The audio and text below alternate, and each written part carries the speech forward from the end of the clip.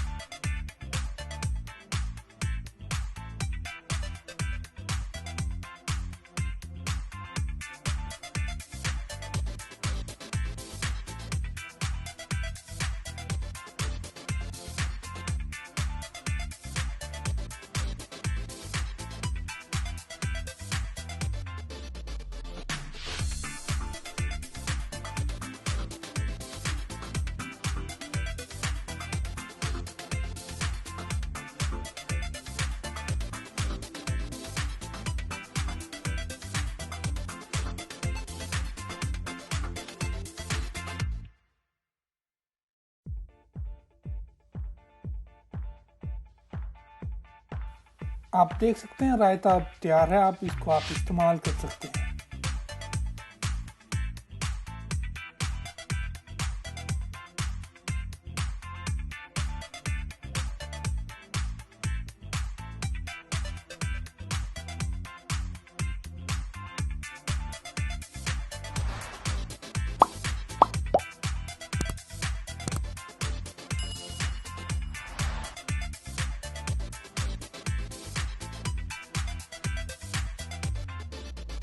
खाना अपने हाथ का बनाओ तो उसमें खाने का मज़ा ही कुछ हो जाता है। मुझे आपके कमेंट्स का इंतज़ार रहेगा और मैं चाहूँगा कि आप मुझसे पूछें मज़ीद रेसिपी।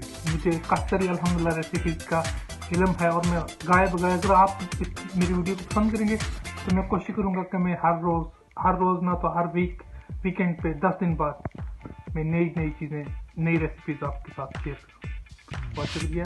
अल्लाह।